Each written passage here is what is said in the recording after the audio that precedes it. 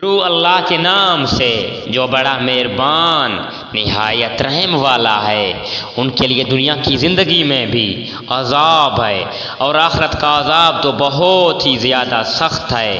انہیں اللہ کے غضب سے بچانے والا کوئی بھی نہیں۔ اس جنت کی صفت جس کا وعدہ پرہیزگاروں کو دیا گیا ہے یہ ہے کہ اس کے نیچے سے نہریں بہہ رہی ہیں۔ اس کا میوہ ہمیشہ ہی ہے اور اس کا سایہ بھی۔ یہ ہے کہ انجام پرہیزگاروں کے لیے اور کافروں کا انجام کار دوزخ ہے۔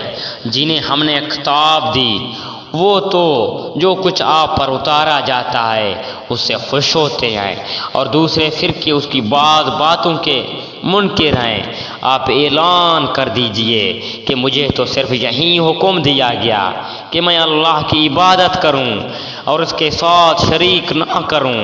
میں اس کی طرف بلا رہا ہوں اور اسی کی جانب میرا لوٹنا ہے۔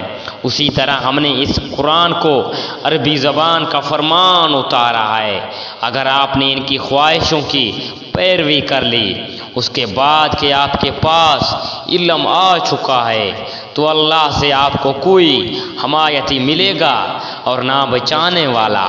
ہم آپ سے پہلے بھی بہت سے رسول بھیج چکے ہیں اور ہم نے ان سب کو بیوی بچوں والا بنایا تھا۔ کسی رسول سے نہیں ہو سکتا کہ کوئی نشانی بغیر اللہ کی اجازت کے لیے آئے۔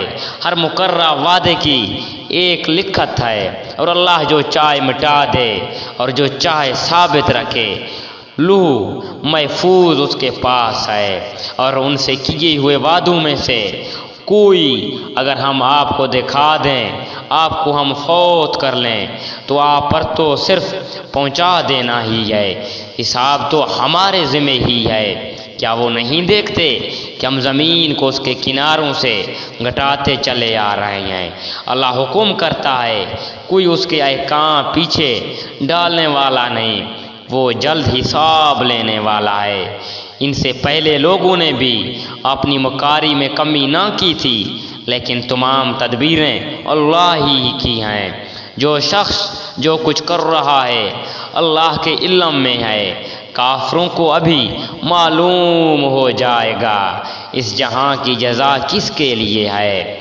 یہ کافر کہتے ہیں آپ اللہ کے رسول نہیں ہیں۔ آپ جواب دیجئے کہ مجھ میں اور تم میں اللہ کی گواہی دینے والا کافی ہے، وہ جس کے پاس کتاب کا علم ہے۔